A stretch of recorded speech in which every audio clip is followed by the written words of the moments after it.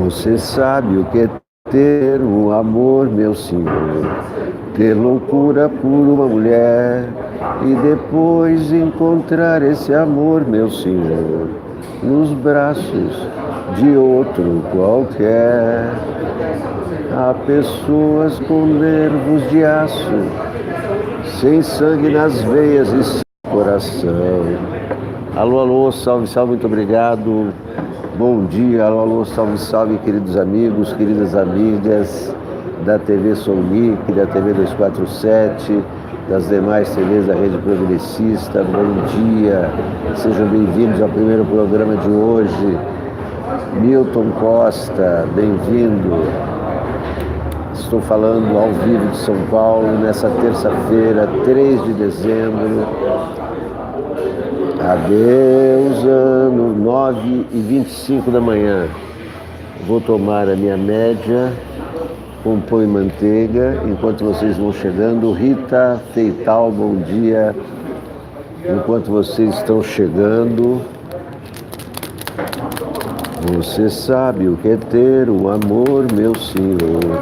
Eu estou falando dos nervos de aço porque o Trump vai taxar o aço brasileiro. Fernando Nascimento, bom dia, viva a América Latina. Renata Carvalho, Sérgio Lima, América Latina, todo mundo cobiça a América Latina porque a América Latina tem muitas riquezas, ouro, prata, lítio. É por isso que o Trump e o mundo estão de olho na América Latina. Vê lá o que tem nos Estados Unidos de ouro, né? Acabou. Isso foi no século XIX, a corrida a ouro, no Velho Oeste, no Alasca. Mas até hoje tem ouro nos Andes. Ouro, prata, lítio, urânio, todos os minerais aqui no Brasil mesmo. O subsolo é riquíssimo. E o Trump, cuja política é destruir os outros, né? Como é que ele consegue ser o país mais poderoso do mundo? Destruindo os demais, né? Empobrecendo os demais. Aí ele percebe ou acha que o Brasil está ganhando muita grana com aço. O que ele faz? Ele taxa o aço para o exportador brasileiro perder, porque o Trump está alegando que o Brasil desvalorizou o dólar artificialmente.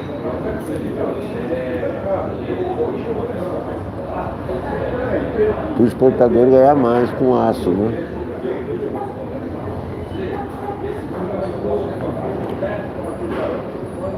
Daí, aço. Lembrei de Lupicínio Rodrigues. Você sabe o que é ter... Hoje veio com muita manteiga. Você sabe o que é ter um amor, meu senhor. Peraí. Felipe Eduardo, bom dia. Veja onde chegamos. Trump falando que fazemos uma política econômica ruim. É claro, né? Essa pessoa que está no governo não dá para sair nada bom, né? E com essa equipe, né? Aço. Ele me faz de Carlos Murac, Milton Costa. Sabe que vai salvar o Brasil? É a... Não, é só ninguém vai salvar o Brasil. O Brasil é que tem que se salvar.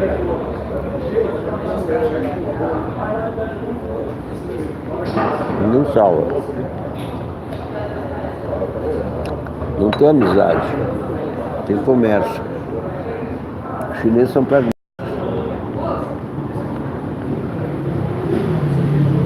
Eles não vão salvar o Brasil. Eles estão também atrás da riqueza do Brasil.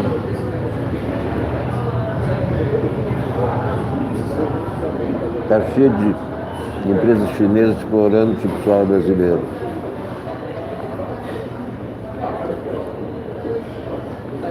Então, no sentido de que a China compra quase todo o minério do Brasil. Se você entender que isso é salvar o Brasil, tudo bem. Mas quem salva o país é o país.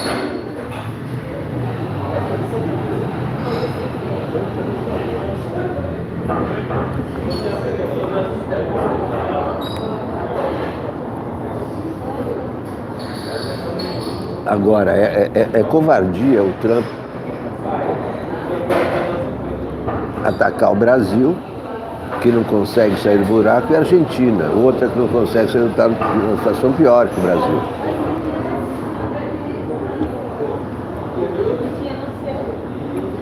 E isso já é um ataque ao Alberto Fernandes. Ele toma posse dia 10 e o Trump já vem com essa.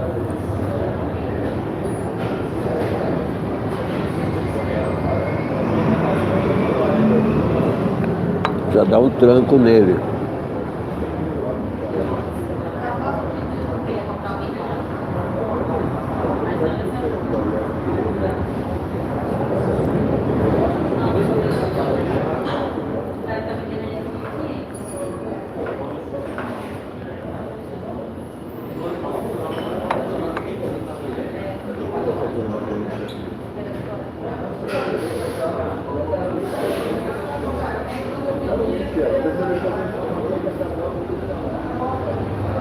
Você sabe o que é ter um amor, meu senhor, ter loucura por uma mulher e depois encontrar esse amor, meu senhor, nos braços de outro qualquer.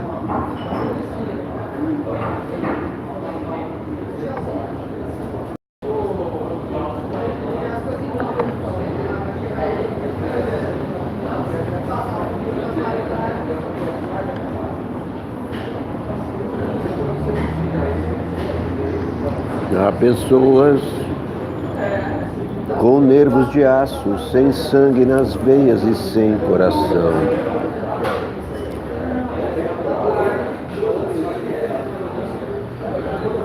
Privatização do Banco do Brasil já é discutida pela equipe de Guedes, que horror.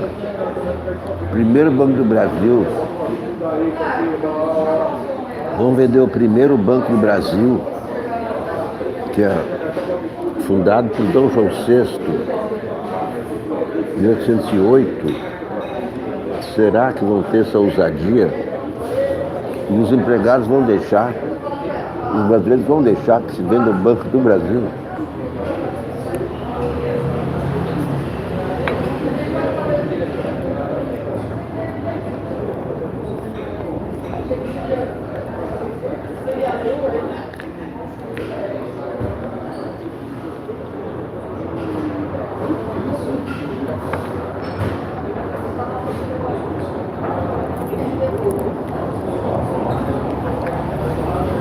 E aqui o editorial do Globo diz que o populismo eleitoral de Trump atinge o Brasil. Trump está às vésperas tanto do impeachment como da eleição do ano que vem.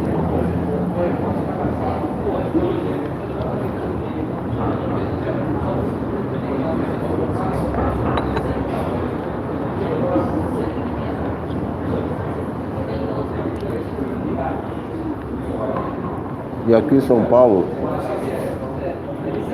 o assunto ainda é o massacre do baile funk de Paraisópolis. Massacre, covardia da polícia contra adolescentes. Com o apoio do Dória, isso que é mais chocante. O governador apoiando a PM. Em vez de imediatamente trocar o comandante da PM, porque ele que inspira esse tipo de atitude dos policiais, o governador Dória apoiou o massacre. É chocante.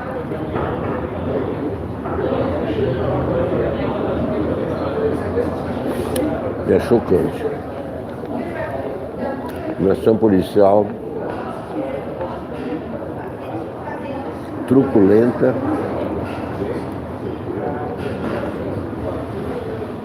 e as vítimas todos adolescentes, 9 mortos.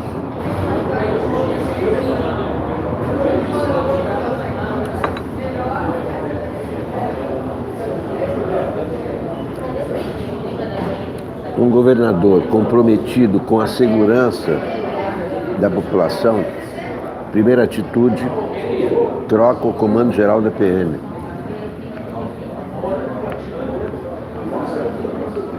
O comandante Marcelo Vieira Salles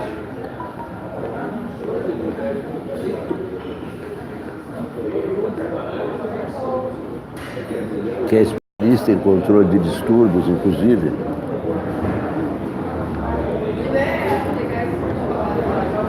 antes de assumir o comando-geral da PM, era o chefe do patrulhamento da Zona Oeste de São Paulo.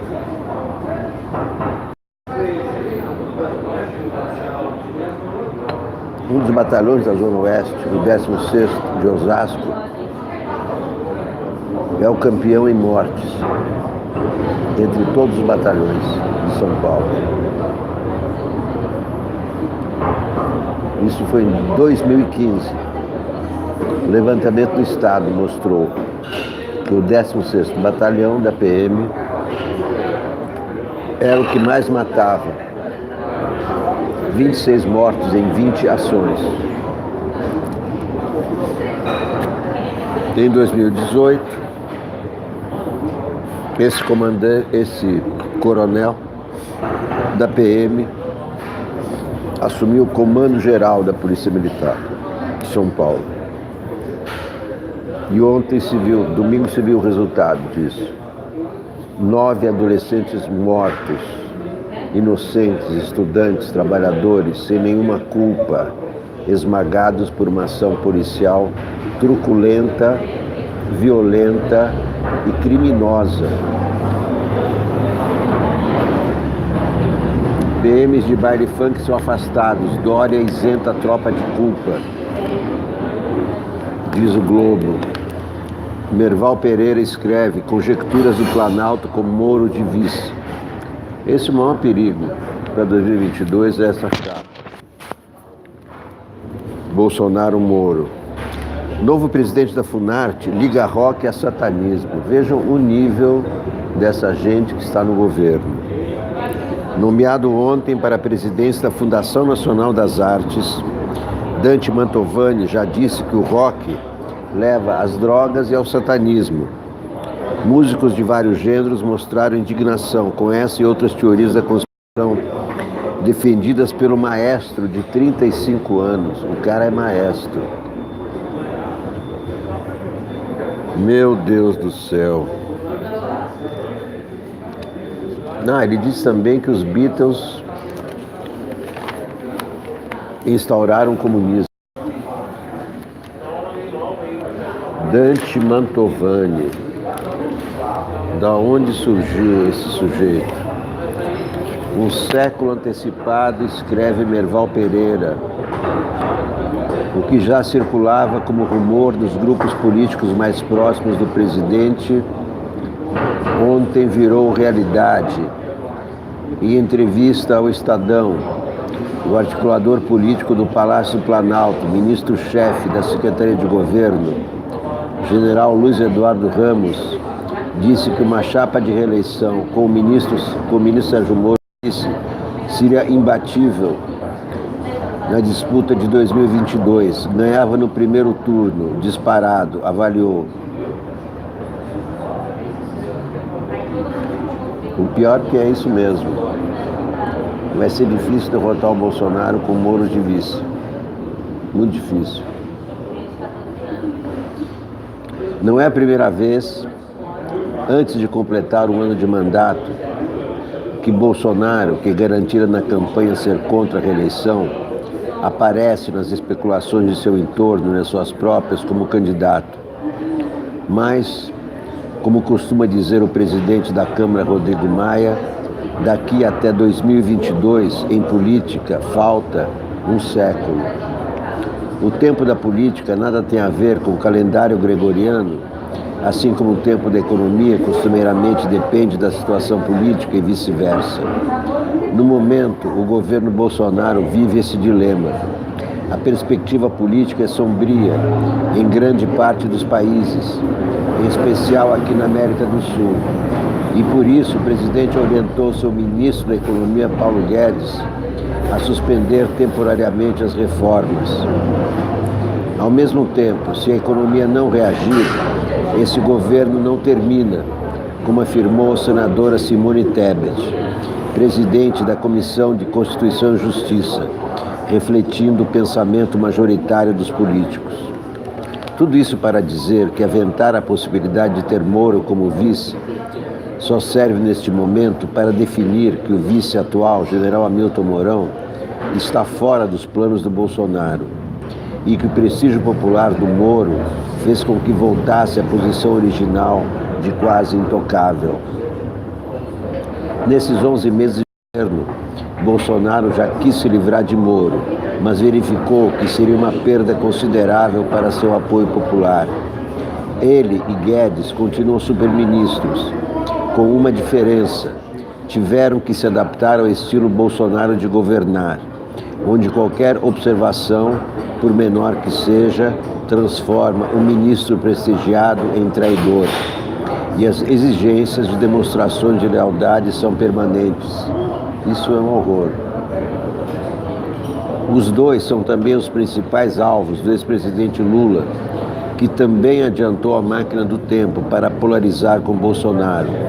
Já chamou Guedes de destruidor de sonhos e de empresas públicas brasileiras, e Moro de canalha.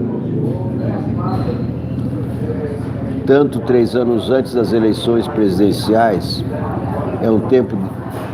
Tanto 3 anos antes das eleições presidenciais é um tempo demasiadamente antecipado para avaliar a potencialidade de um candidato a presidente que tanto Ibope quanto Datafolha têm dados bastante escassos desse período em eleições anteriores. O Ibope simplesmente não faz pesquisas nesse período e o Datafolha faz pesquisas eventuais, com um leque enorme de candidatos. Em 1999, o Datafolha fez uma pesquisa onde os candidatos do PSDB poderiam ser Mário Covas, Tasso Gereissati ou Serra. Em 2007, Serra aparecia na frente, à medida que o tempo passava. Em 2015, Bolsonaro nem aparecia na listagem dos possíveis candidatos, assim como Fernando Haddad. Merval Pereira dizendo que é muito cedo para tudo isso. Tragédia em favela de Paraisópolis expõe despreparo das polícias. Editorial do Globo. A desastrosa ação da polícia, que terminou com 9 pessoas mortas num baile funk em Paraisópolis, deve servir de reflexão para autoridades de segurança de todo o país. O trágico episódio não é fato isolado. Ao contrário, o despreparo das polícias tem ficado em operações cada vez mais letais em diferentes estados. No caso de Paraisópolis, a polícia alega que fazia uma operação na comunidade quando 2 homens atiraram contra os agentes e fugiram em direção ao baile, o que teria causado tumulto generalizado. Testemunhas contam outra versão. Segundo elas, os policiais fecharam as saídas principais do evento, deixando as pessoas encurraladas. Independentemente do que tenha acontecido de fato, percebe-se que a polícia não está preparada para lidar com multidões. Estima-se que havia cerca de 5.000 pessoas no baile da 17, como é conhecido o evento que atrai para a favela moradores da capital e de cidades vizinhas. Num cenário caracterizado por becos e vielas, a polícia usou bombas de efeito moral e balas de borracha. Ora, o que se esperava que acontecesse? É óbvio que haveria tumulto e pessoas pisoteadas. Chama atenção também a ação truculenta dos policiais. Vídeos gravados por moradores e exibidos domingo no Fantástico da Rede Globo mostram PMs chutando pessoas caídas no chão. E Dória aprovou tudo isso. Lamentável, chocante. No Rio, a morte da menina Ágata Vitória Salles Félix, de 8 anos, em setembro, também expôs os desacertos das ações policiais. Segundo as investigações, um PM atirou num suspeito, mas a bala bateu num poste e um dos fragmentos atingiu a menina, que estava dentro de uma Kombi. Não deveria ser difícil imaginar que no entorno do tal suspeito havia dezenas de pessoas inocentes. Também no Rio, ao fim da festa da torcida do Flamengo pelo título da Libertadores, no dia 24 de novembro, PMs, em procedimento questionável, usaram bombas de efeito moral e apontaram armas para a multidão. Lamenta-se que governadores dos 2 maiores estados do país, João Dória e Wilson Witzel, sigam a linha bolsonarista de enfrentamento do crime a qualquer custo, sem medir as consequências. Episódios como esses mostram o equívoco do projeto de excludente de ilicitude proposto pelo presidente Jair Bolsonaro, que pretende extinguir a punição a policiais que matam em serviço, uma espécie de licença para matar. Entende-se que os altos índices de violência exijam rigor das polícias, mas elas precisam agir dentro da lei e com protocolos para proteger inocentes. Caso contrário, PMs correm o risco de se igualar a seus inimigos. O editorial correto do Globo, e criticando inclusive o pacote anticrime de Sérgio Moro, sendo que o Globo criou esse monstro, Sérgio Moro. Mas aqui está o Globo em seu editorial, dizendo que episódios como esses da favela de Paraisópolis mostram o equívoco do projeto de excludente de ilicitude proposto por Sérgio Moro. Inaceitável João Dória ir pelo mesmo caminho de Wilson Witzel quanto à segurança pública, ou seja, política de insegurança pública, política de transformar a cidade em praça de guerra. Isso que está acontecendo no Rio também acontece em São Paulo. É que o Rio provoca manchetes mais escandalosas, porque esse Wilson Witzel é mais ridículo, é mais espalhafatoso, mas a letalidade da polícia de São Paulo é a mesma do Rio de Janeiro.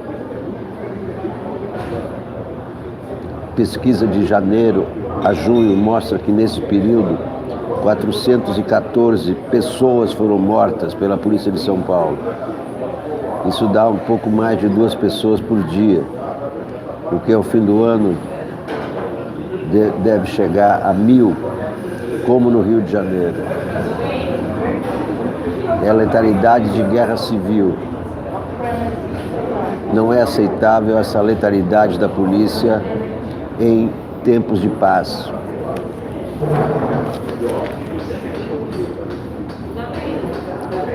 José Casado escreve: Jair Bolsonaro triplica a aposta. Jair Bolsonaro resolveu flertar com a possibilidade de um choque com o Supremo e o Congresso, simultaneamente. Insiste em testar os limites institucionais, usando como instrumento a desmontagem do sistema jurídico de proteção aos direitos da população indígena. É sua terceira tentativa em 11 meses de reescrever em prática o trecho da Constituição que reconhece aos índios, aspas, organização social, costumes, línguas, crenças e tradições, e os direitos originários sobre as terras que tradicionalmente ocupam. No primeiro dia de governo, Bolsonaro transferiu ao Ministério da Mulher, Família e Direitos Humanos a gestão dos direitos indígenas. Repassou a FUNAI e a demarcação de terras para a agricultura. Fez isso numa medida provisória, número 870. Em maio, o Congresso vetou as mudanças. Devolveu a demarcação à FUNAI e recolocou-a na Justiça, onde estava. Bolsonaro não aceitou. Refez tudo numa outra MP. número 886. O caso foi parar no Supremo, que ratificou unânime a decisão legislativa.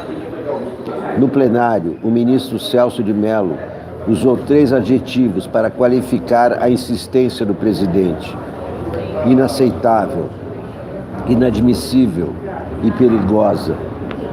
Obstinado, Bolsonaro agora baniu os índios do sistema de planejamento e dos orçamentos da União até 2023.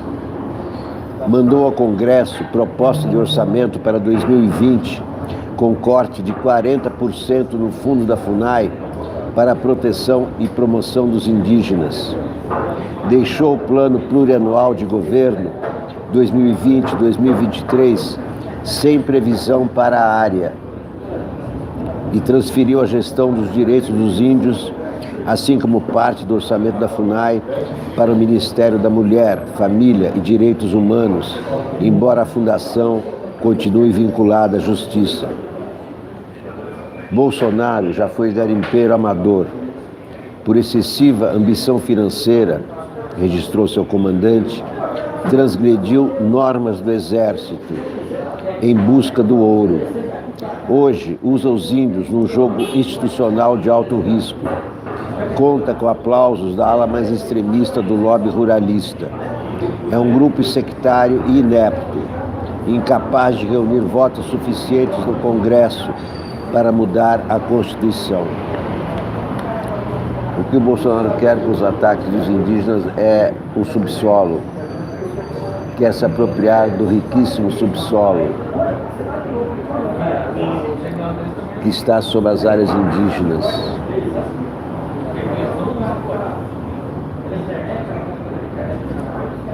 Carlos Andreasa escreve: Paulo Guedes está irritado.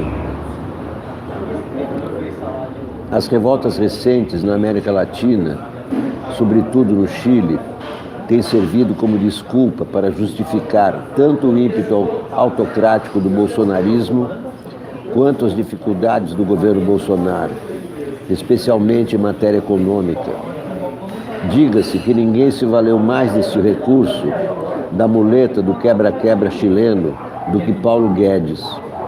As rebeliões no continente, aliás, iluminaram o que havia muito estava nu, que o ministro jamais poderia ser agente educador moderador do presidente imperador, e pelo fato de que o posto Ipiranga sempre esteve muito mais próximo da mentalidade bolsonarista, com sua vocação para o conflito e a ruptura, que do lugar de equilíbrio institucional fetichizado por empresariado e mercado financeiro.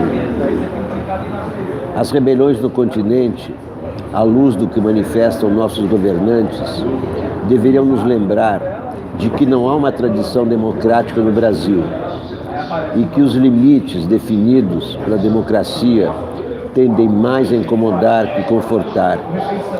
Guedes está irritado, reage não se opondo aos que surfam a tentação de atribuir os percalços da agenda reformista liberal ao que seriam excessos da democracia.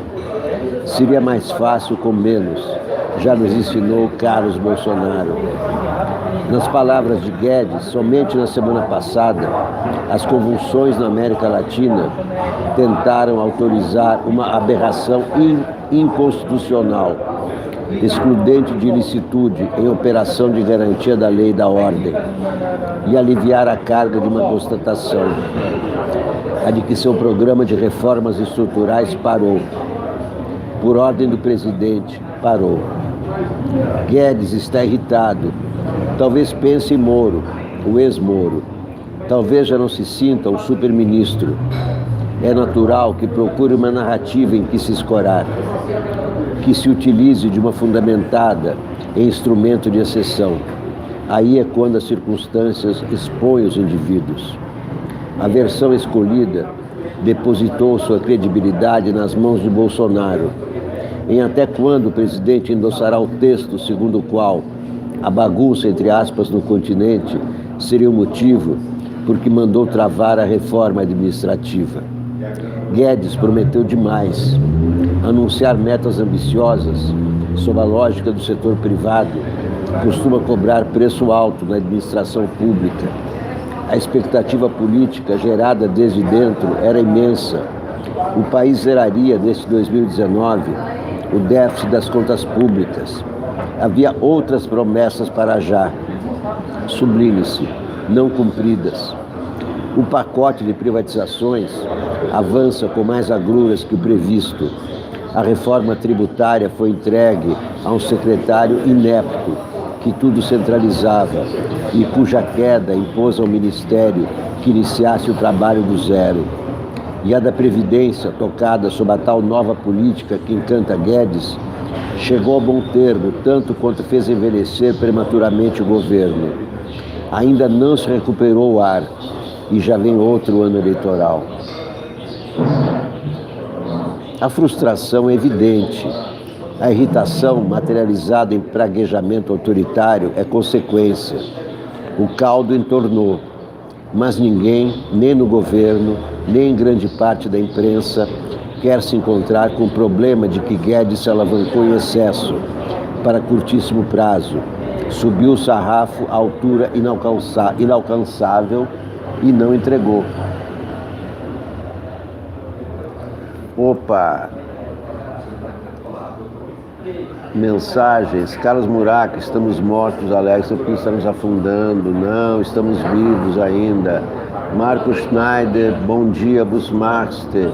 Nery Ribeiro, Mendes Neto, bom dia a todos. Adelaide Pereira de Souza, bom dia, Alex. Como diz o Lula, americano só pensa em americano.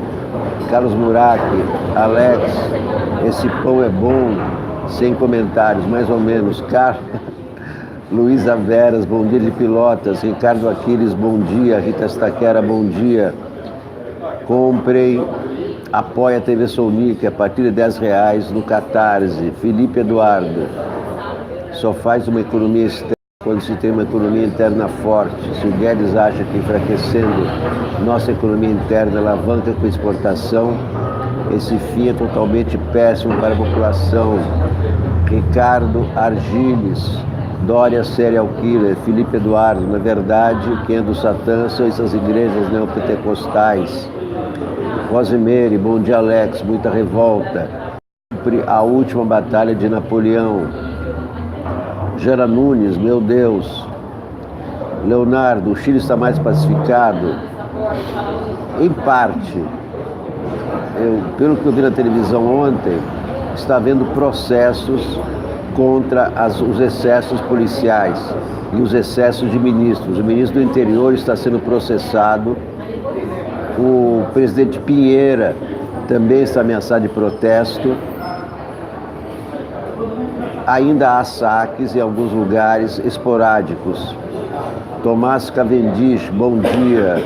Concordo com o calendário maia. Sandra Helena, bom dia. De Santa Cruz, Rio de Janeiro. Adriana Bonita Aziz, bom dia. Querido, hoje tem controle no dentista. E não posso ficar. Todo carinho para os souniquianos. Não posso ficar nem mais um minuto com você. Sinto muito amor, mas não pode ser. Leonardo, a polícia brasileira é a mais assassina do mundo. Né, Gestão Ribeiro? Eu não sei, tem Iraque, tem países, tem Arábia Saudita. Eu tenho uma garrafa de gin da melhor qualidade. Vou abri-la e enxugar o conteúdo. Tudo está muito estranho, estranhíssimo. Cuidado com o gin, é um veneno, como já dizia Vinícius de Moraes. Adriana Bonita Aziz, aqui na Holanda as prisões fechadas vão virar moradias sociais. Que viagem, um país onde é liberado soft drogas e prostituição é um trabalho como outro qualquer. Beijinho, Adriana Bonita Aziz, tchau Adriana, até a próxima. Nergeston Ribeiro, terminou com 9 pessoas assassinadas, UFO, bom dia Alex. Gustavo Abrantes, bom dia, continue com o bom trabalho. Muito obrigado, Gustavo Abrantes, por sua generosidade. Muito obrigado, Gustavo Abrantes. Ivana Mar, bom dia, Alex. Aí que é contraditório, pois o que está acontecendo no Chile é o resultado das políticas propostas por Paulo Guedes. UFO, na Holanda tem muita corrupção, o que não tem são instituições fracas e governos autoritários. Adriana Silva, bom dia, bom dia. Então, lidas as mensagens, vou terminar o artigo do Carlos Andreasa.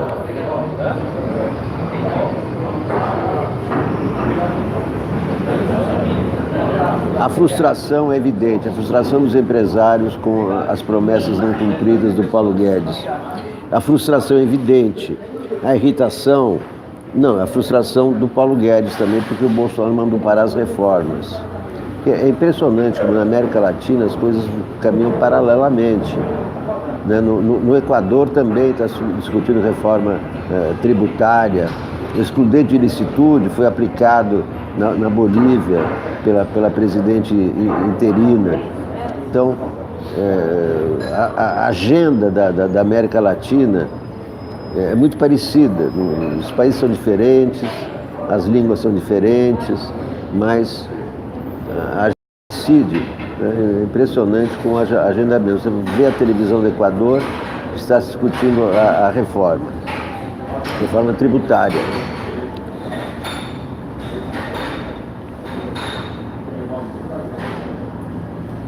Então Guedes alavancou em excesso para curtíssimo prazo, subiu o sarrafo à altura inalcançável e não entregou. É óbvio que isso faz aumentar a pressão e alimenta os adversários, inclusive os internos.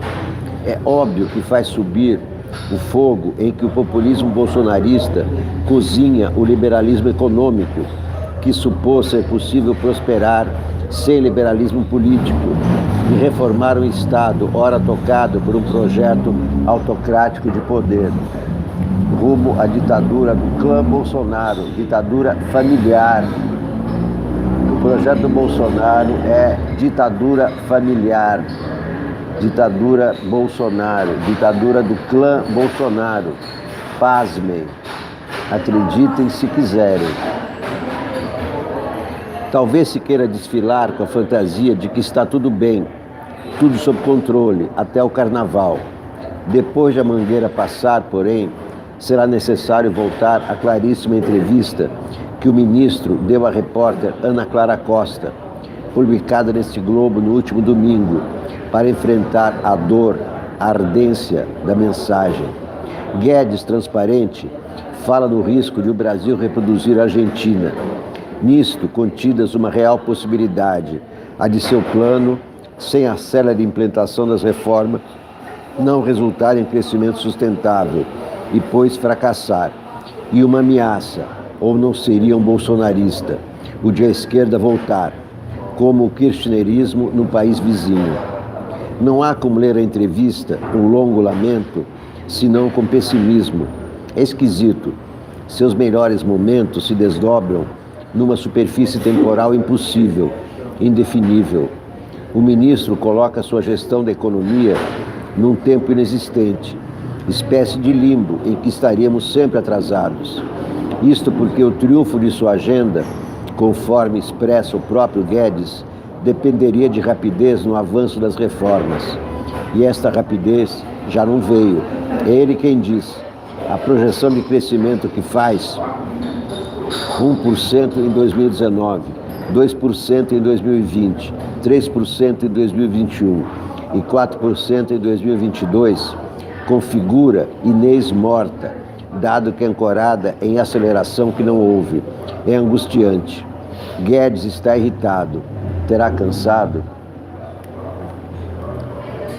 Ai, Paulo Guedes, nunca vi fazer tanta exigência. Só Paulo Guedes é que é capaz de tratar bem quem é excelência e maltratar os velhinhos do Brás. Guedes só pensa em luxo e riqueza e tirar de quem nada tem. Abana o rabo pra dono de empresa e chuta a cabeça do Zé Ninguém. Um símbolo da desigualdade, escreve Bernardo Melo Franco. De um lado do muro, um edifício de luxo, com 2 quadras de tênis e uma piscina por andar. Do outro, dezenas de barracos com solos aparentes, exprimidos pela geografia caótica das favelas. Em 2004, a foto de Tuca Vieira transformou Paraisópolis num símbolo da desigualdade brasileira. 15 anos depois, a favela paulistana passa a ser associada à violência policial na periferia. Sendo que ali não é periferia, é o bairro do Morumbi. Uma operação da PM na madrugada de domingo terminou com 9 jovens mortos. As vítimas tinham entre 14 e 23 anos. Estavam num baile funk, interrompido com bombas de gás e balas de borracha. Os exames da necrópsia ainda vão verificar se os jovens morreram pisoteados, como sustenta a versão oficial. Mesmo assim, já se sabe que a tragédia foi provocada por uma ação desastrada, que mostrou despreparo e truculência da polícia. O baile reunia cerca de 5.000 pessoas. A pretexto de prender 2 suspeitos, os PMs provocaram pânico e encurralaram a multidão. Quem tentou fugir do tumulto foi agredido com golpes de cacetete. Moradores filmaram o espancamento de jovens caídos. A violência policial é parte do cotidiano das favelas. Na capital paulista, a PM se tornou a principal causadora das mortes de jovens. A informação está em estudo do Fórum Brasileiro de Segurança Pública, feito com dados de boletins de ocorrência. Negros e moradores da periferia são a maioria das vítimas, constata a diretora executiva do Fórum, Samira Bueno. Isso mostra a seletividade da ação da polícia, que criminaliza a juventude pobre. Eleito na onda bolsonarista, o governador João Dória também surfa no discurso da brutalidade. Na campanha, ele disse que a PM paulista passaria a atirar para matar. Ontem afirmou que as ações da polícia são bem planejadas e que sua política de segurança não vai mudar. Acrescentou que o baile de Paraisópolis nem devia ter sido realizado. O tucano jamais repetiria essas palavras se as vítimas fossem jovens de classe média. Essa é outra face perversa da igualdade brasileira. E logo abaixo desse artigo tem a reportagem 9 jovens e suas histórias interrompidas.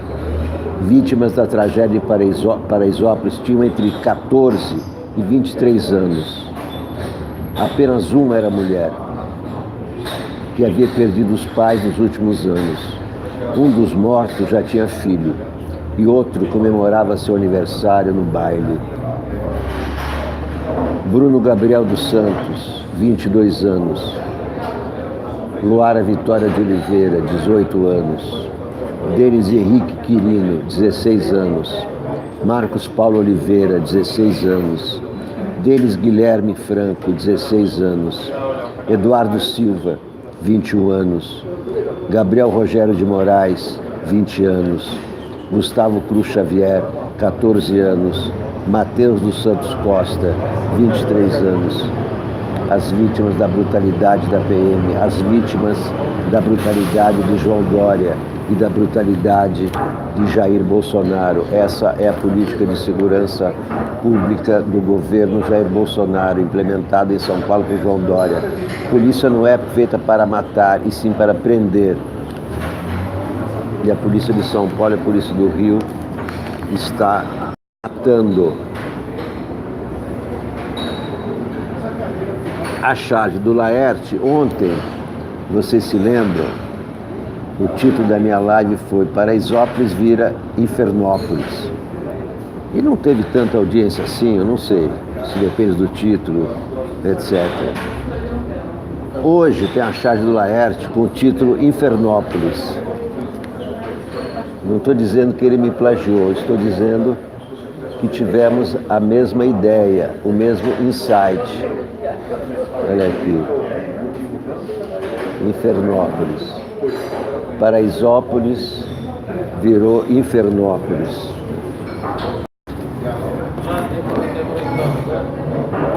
Que horror.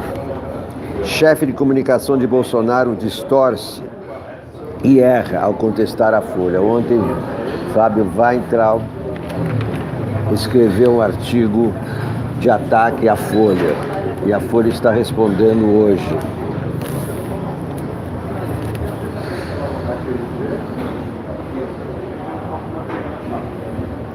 Bolsonaro, a pequena presidência, escreve Hélio Schwartzman.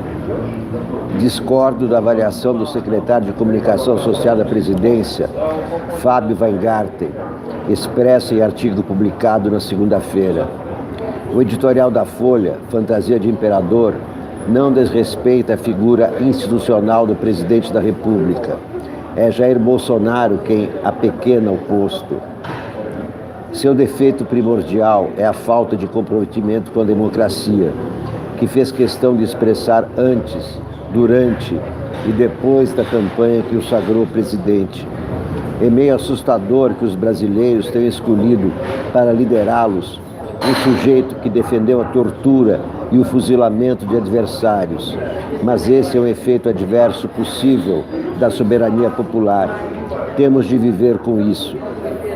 Ao defeito primordial, somam-se vários outros. Bolsonaro parece incapaz de distinguir entre o público e o privado, comportando-se como se a presidência fosse uma extensão de sua casa, e não o poder da República, limitado por outros poderes, por princípios constitucionais e por leis. Embora não chegue a ser surpreendente, é chocante a forma como ele instrumentaliza o cargo para desferir ataques a desafetos políticos e à imprensa. Bolsonaro não passa nem no teste da urbanidade mínima. Presidentes já fizeram e disseram coisas grosseiras ao longo de nossa história republicana, mas nenhum havia divulgado imagens escatológicas, nem insultado pública e gratuitamente outros chefes de Estado e até uma primeira-dama. Mais grave, Jair Bolsonaro não demonstra nenhum apego à verdade factual. Ele não hesita em difundir mentiras, desde que sirvam às suas confabulações ideológicas, como vimos em quase tudo o que disse sobre a Amazônia. Respeito se conquista. Bolsonaro não conquistou. Ao contrário, a forma como se comporta na condição de primeiro mandatário do país resulta, ao menos para mim, numa certa vergonha de ser brasileiro. O consolo é que ele, a exemplo de outros que o antecederam, passará. E o consolo também é que nunca haverá pior do que ele. Estamos vivendo um momento histórico. Estamos vivendo o mandato do pior presidente da história do Brasil. Portanto, depois dele, não haverá outro pior.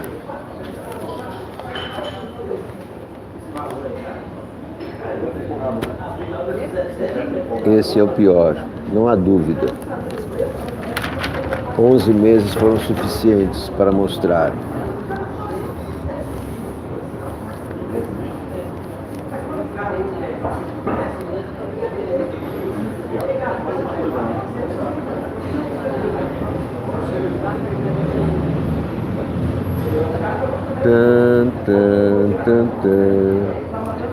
Coluna Painel, assinada por Daniela Lima, Rota para o Atalho, a saga de Jair Bolsonaro criar Aliança pelo Brasil, sua nova sigla, deve ganhar um reforço técnico nesta terça-feira. Integrantes do Comitê Gestor da ICP, Infraestrutura de Chaves Públicas Brasileira, vinculado à Casa Civil, devem aprovar resolução que facilita a validação das assinaturas digitais por quem já utilizou tecnologia. A expectativa é que aumente o número de usuários da ferramenta, considerada por aliados do presidente uma via rápida para a fundação do novo partido. Bolsonaro precisa reunir cerca de 500 mil assinaturas até março para criar a legenda a tempo de participar das eleições municipais. Com a caneta na mão, comandando a máquina da forma autocrática como ele comanda, não há dúvida de que ele vai conseguir as 500 mil assinaturas.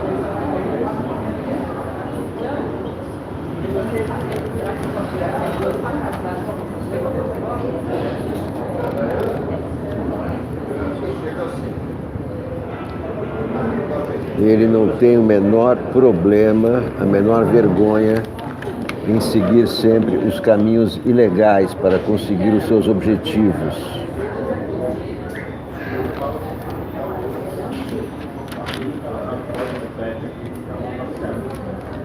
Em artigo, aqui está a resposta da Folha ao artigo de Fábio Weingarten,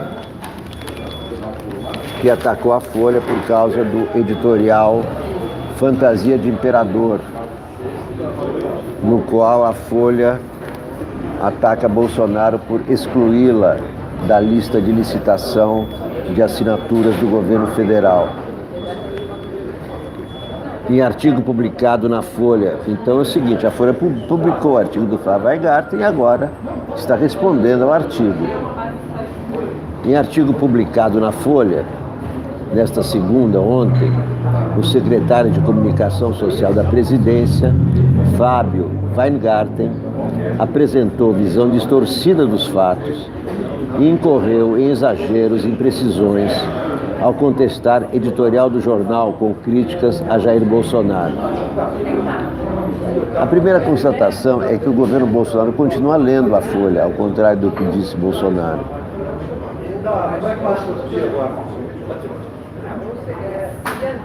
E aqui o Crivella diz que a Prefeitura do Rio vai boicotar o jornal o Globo. Outro autoritário, Marcelo Crivella. Outro evangélico, Marcelo Crivella, quer boicotar o Globo.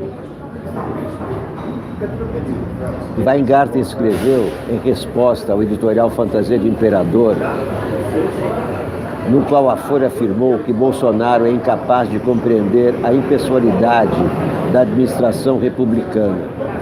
O editorial citou como exemplos as retaliações do ocupante do Planalto em crítica por meio de medidas provisórias e a licitação que tirou a Folha das compras de serviços do governo federal.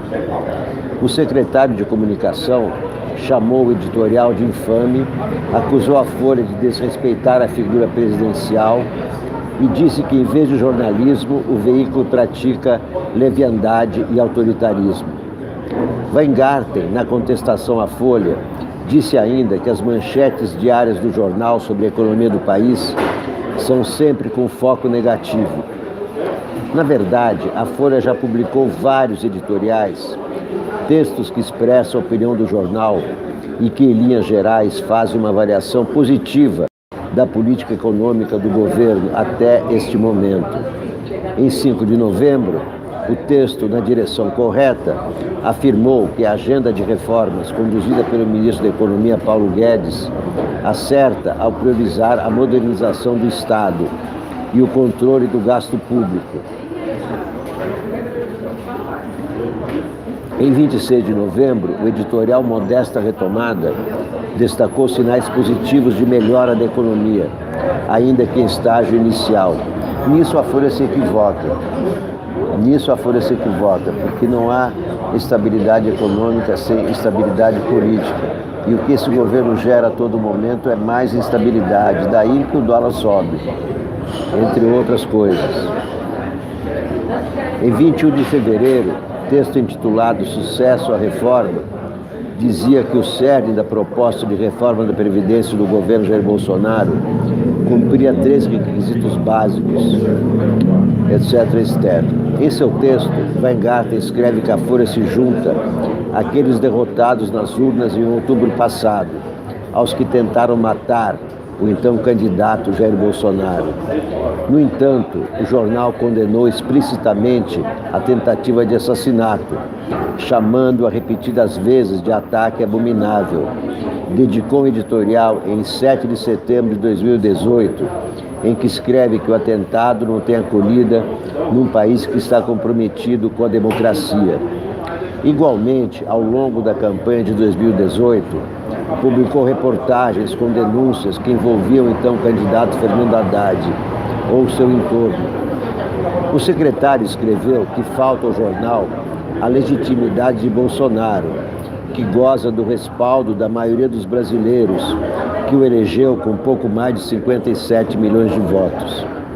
A mais recente pesquisa da Datafolha sobre a avaliação do governo apontou, porém, que o percentual de brasileiros que avalia a atual gestão como ruim ou péssima supera o daqueles que a julgam ótima ou boa.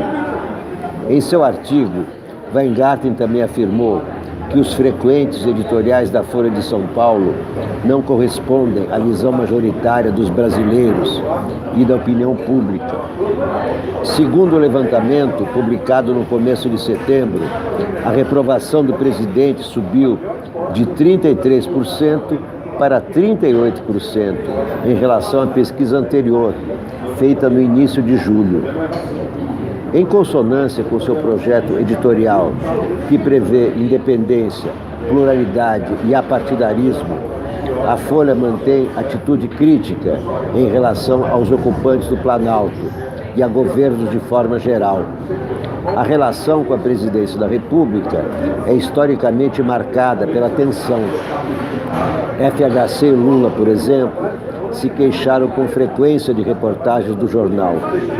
Uma das diretrizes do projeto editorial é abordar assuntos com disposição crítica e sem tabus, no intuito de iluminar problemas, apontar falhas e contradições, questionar as autoridades públicas e os poderes privados, sem prejuízo de buscar conteúdos proveitosos ou conspiradores.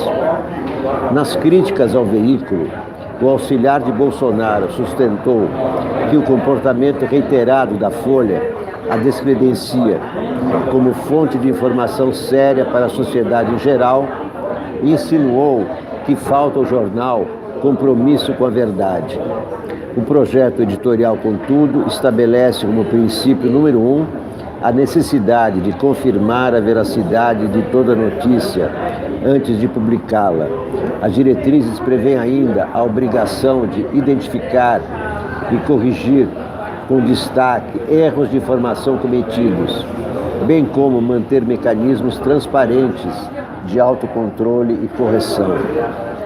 Além de conceder espaço para contestações nas reportagens, a Folha oferece abertura para que críticos do jornal e vozes dissonantes se manifestem em artigos e entrevistas. Em 7 de novembro, por exemplo, o deputado federal Marco Feliciano escreveu para a seção Tendências, no qual defendeu a decisão do presidente de determinar aos órgãos federais que cancelem assinaturas da Folha. Ministros como Damares Alves, Osmar Terra, Tereza Cristina, Ricardo Salles e Onyx Lorenzoni escreveram artigos na sessão. O próprio Weingarten publicou ali, o mais recente em 26 de julho. A lista de membros do governo que concederam entrevista ao jornal inclui Guedes, Damares, Terra, Tereza e Salles. Também falou com a Folha, quando estava no governo, o ex-ministro Santos Cruz. O próprio Bolsonaro recebeu a Folha em café no Palácio da Alvorada em setembro. No mês seguinte, o presidente deu uma declaração falsa ao dizer que o jornal publicou palavrões na entrevista e que o conteúdo da fala foi distorcido, reclamação que ele não havia feito quando a reportagem saiu. Weingarten repetiu em seu artigo uma distorção propagada pelo presidente a respeito da decisão do TSE, no âmbito da investigação sobre disparos em massa por WhatsApp, na época da campanha eleitoral. O secretário de Comunicação disse erroneamente que o TSE já refutou o uso indevido de zaps na campanha. Não houve, porém, nenhuma decisão da Corte nesse sentido. Desde outubro de 2018, Quando foi publicada a reportagem, empresários bancam campanha contra o PT pelo WhatsApp, outras notícias do jornal abordaram o assunto, sem sugerir o envolvimento direto de Bolsonaro.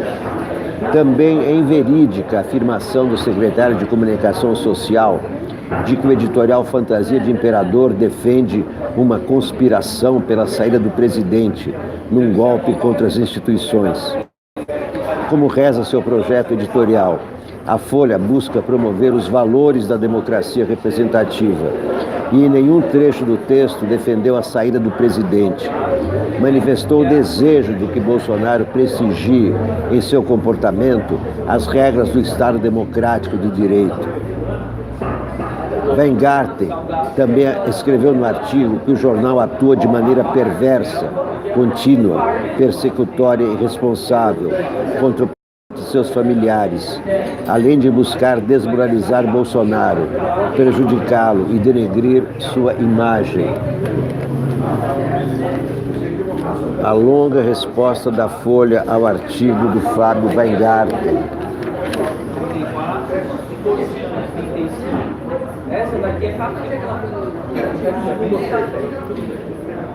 Ué, pensei que continuasse na página 12. Leia mais sobre o governo na página A12. Bom, o artigo. Então o artigo da Folha termina por aqui. Bolsonaro admite recuo sobre licitação que exclui Folha.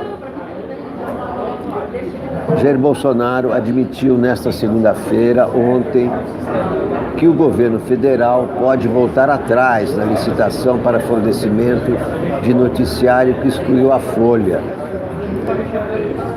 Aspas, a questão da Folha de São Paulo não é de hoje. Para a Folha de São Paulo, as eleições não acabaram. Agora, se isso, exclusão do jornal da licitação, ferir qualquer norma ética ou legal, a gente volta atrás sem problemas.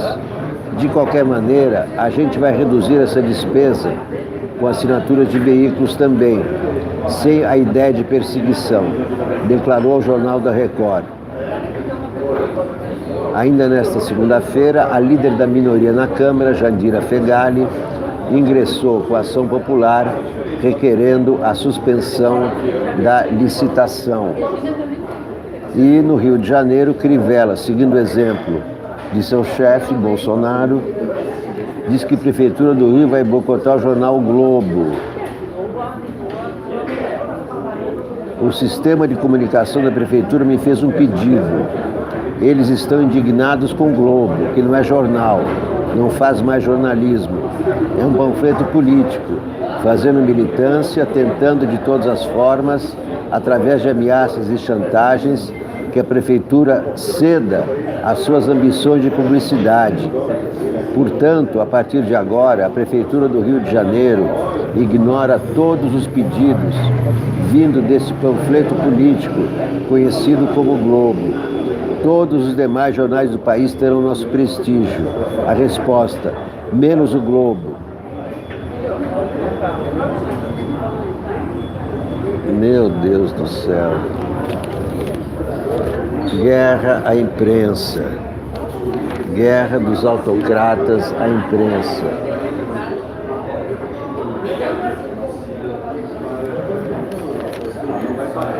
Vamos ver a Folha Ilustrada, principalmente a coluna da Mônica Bergamo.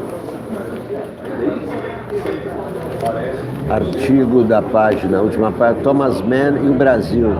Gozado, esses dias estou folheando o livro do Thomas Mann, Os Buddenbrook. Conheço bem o Thomas Mann, romancista, escreve João Pereira Coutinho. Conhecia mal o Thomas Mann, ensaísta. E agora que o li, talvez não haja autor mais importante, no sentido político da palavra, para compreender e reagir à lenta decadência democrática dos nossos tempos. O Brasil não é exceção. O livro, na edição portuguesa, dá pelo nome de Um Percurso Político. Reúne 6 dos ensaios mais importantes de Mann. Ou Mann, Thomas Mann, da Primeira Guerra Mundial ao fim da Segunda. Os textos da Primeira Guerra são os mais difíceis de engolir. Que Mann defendesse a Alemanha durante o conflito, nada de original. Mas a defesa explícita, claro, Thomas Mann era alemão, mas a defesa explícita de que os alemães, povo de cultura, mas não de civilização, jamais serão capazes de abraçar a democracia e o parlamentarismo, preferindo sempre formas despóticas de governo, é de um fatalismo avassalador e confrangedor. Mann opõe os extremismos comunista e nazista e defende a República Democrática, mais ainda, defende a República como conservador que é, ou seja, como alguém que aprendeu com a experiência do passado e que olha agora para os seus próprios entusiasmos nacionalistas e autoritários com tristeza e náusea. Uma vez mais, Thomas Mann sai derrotado. A República perde. Hitler chega ao poder em 1933. 6 anos depois, nas vésperas de uma nova guerra, e já no exílio americano, Thomas Mann olha para o Führer e publica Irmão Hitler. É título enganador. O irmão não é tratamento afetivo. Refere-se apenas a alguém que, embora seja parte da mesma família, a atraiçoa profundamente. A cultura alemã, nas palavras de Mann, valoriza a dignidade do saber e do espírito. O nacionalsocialismo, com seus transes histéricos e apocalípticos, é uma deformação desse espírito. Com a derrota do Terceiro Reich e a longa lista de crimes cometidos pelo regime, Thomas Mann abandona qualquer ilusão de que é possível separar a boa Alemanha da má Alemanha. Só existe uma, a Alemanha que nos deu a grande música, a grande poesia, a grande metafísica, é exatamente a mesma que desde Lutero, desde a Reforma, sempre cultivou uma forma perigosa de antipolítica. A arte da política é a arte do compromisso, da imperfeição, do possível. Para o espírito germânico, o compromisso é sempre uma revelação de fraqueza. Entre a fraqueza e a barbárie, a famosa interioridade alemã opta pela barbárie, como forma de não ceder às tentações fáusticas do compromisso. O patriota de 1914 continua a ser um patriota em 1945, mas é agora um patriota lúcido, realista, desencantado, capaz de olhar para as coisas como elas são. Os ensaios de Thomas Mann merecem leitura urgente, sobretudo por uma parte da direita brasileira, que parece incapaz de olhar para as coisas como elas são. As ameaças recentes do presidente Jair Bolsonaro contra este jornal não são apenas mera retórica circense. Elas participam de um espírito autoritário que também faz parte da cultura iliberal, caudilista e tribal da América Latina. É uma cultura que, tal como os zumbis, nunca morre. Ela emerge sempre da escuridão do tempo para devorar a mera possibilidade de uma civilização livre, pluralista e civilizada. Por incrível que pareça a muitos conservadores brasileiros, é possível amar o Brasil, a sua cultura, a sua língua, o seu povo, sem amar a sua face mais violenta e grotesca. De igual forma, é perfeitamente legítimo recusar o revanchismo da esquerda, sem abraçar o revanchismo gêmeo da direita. Durante a República de Weimar, Thomas Mann enfrentou esse dilema. Para combater os revolucionários bolcheviques, era inevitável aplaudir os revolucionários das cervejarias de Munique? Ou a experiência histórica, o respeito pela racionalidade, pela ética e até pela estética, impunham a recusa dos extremos e a defesa da legalidade e da democracia? Thomas Mann perdeu todas as batalhas políticas momentâneas. mas a vitória final foi dele. Eis a última lição dos seus ensaios para o Brasil XIX. A história sempre foi mais sábia do que os fanáticos que agem em seu nome. Esse é o conservador João Pereira Coutinho. Conservador João Pereira Coutinho. É importante ler também o pensamento dos conservadores, que nem sempre coincide com o pensamento do Bolsonaro. E olha aqui, novo presidente da Funarte defende que Beatles vieram implantar o comunismo. Já o próximo dirigente da Biblioteca Nacional associa Caetano Veloso e Legião Urbana ao analfabetismo. O governo Bolsonaro nomeou nesta segunda-feira novos presidentes para a Funarte e a Biblioteca Nacional. O novo presidente da Funarte, maestro Dante Mantovani, é autor de livros sobre música clássica, tem programa de rádio, dá curso na internet e é youtuber. Num canal que leva seu nome e tem pouco mais de 6 mil inscritos, menos do que na TV Soumi. Muito obrigado por todos que se associam a cada dia, cada vez mais à TV Soumi. Ele compartilha reflexões e suas teorias da conspiração sobre política e arte. Entre outros assuntos, ele afirma que o fascismo é de esquerda. Afirma que fake news é um conceito globalista para impor a vontade da imprensa e chama a Unesco de máquina de propaganda em favor da pedofilia.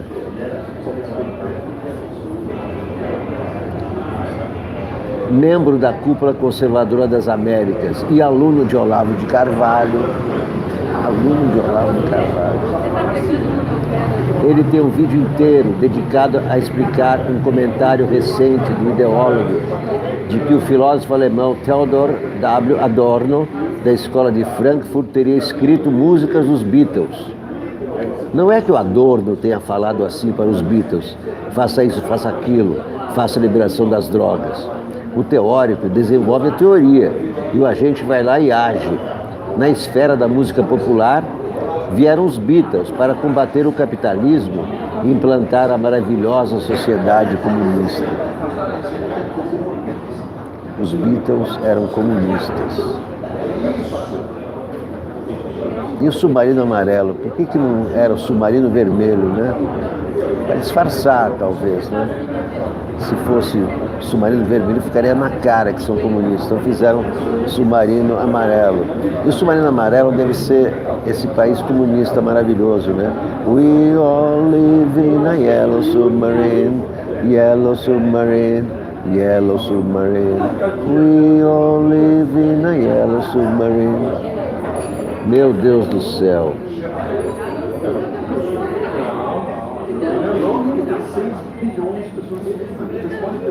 O rock de Elvis Presley e dos Beatles seria parte de um plano para vencer os Estados Unidos e o capitalismo burguês a partir da destruição da moral da juventude e das famílias. O rock ativa a droga, que ativa o sexo, que ativa a indústria do aborto. E a indústria do aborto alimenta uma coisa muito pesada, que é o satanismo. O próprio John Lennon disse abertamente mais de uma vez que fez um pacto com Satanás. Esse é o novo presidente da Funarte falando. Dante Mantovani, guardem bem esse nome. Porque ele vai ser manchete, né? Em declarações do tipo, ele não vai ser das manchetes. Aí o outro, que é o presidente da Biblioteca Nacional, Rafael Alves da Silva, ele diz o seguinte: ele também é aluno de Olavo de Carvalho, portanto, tudo são nomeações do Olavo de Carvalho.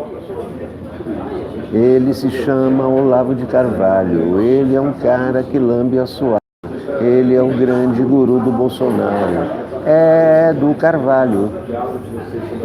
Esse que diz que a Terra não é redonda, é plana.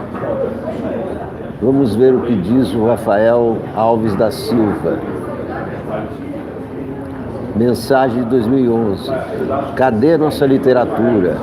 Quem é o herdeiro atual de Machado de Assis? Cadê a nossa filosofia? Espero que o legado de Olavo de Carvalho resolva.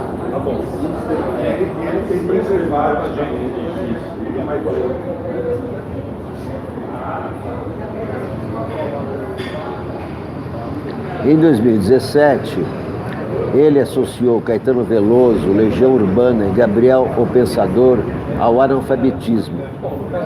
Livros didáticos estão cheios de músicas de Caetano Veloso, Gabriel Pensador, Legião Urbana. Depois não sabe porque está todo mundo analfabeto. Meu Deus do céu. Meu Deus do céu.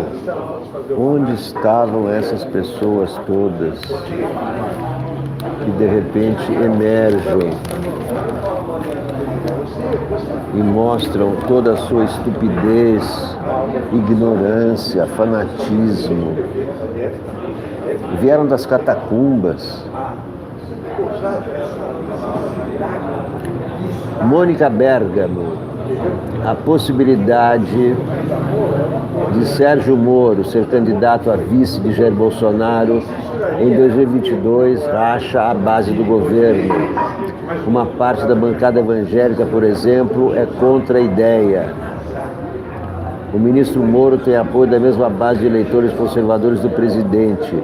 É preciso somar, atrair outros grupos, diz o deputado Marco Feliciano. Os evangélicos, por exemplo, vão ser disputados à tapa. O presidente precisa fidelizar esse grupo.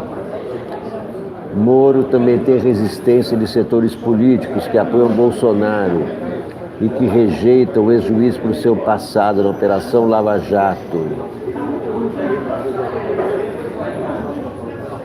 O ex-presidente da Bolívia, Evo Morales, perguntou à Folha, antes da entrevista feita na semana passada, se Lula vai mesmo se casar, como anunciou ao sair da prisão. E pode casar, mas não pode ser candidato a presidente? Questionou ele, rindo. Muito bem, meus queridos amigos, minhas queridas amigas, muito obrigado por assistirem o primeiro programa de hoje da TV Sonic, o canal do Diálogo. Peço, por favor, que se inscrevam. Já passamos 18.110 inscritos, graças a vocês que são meus telespectadores, meus apoiadores, meus patrocinadores e tudo mais.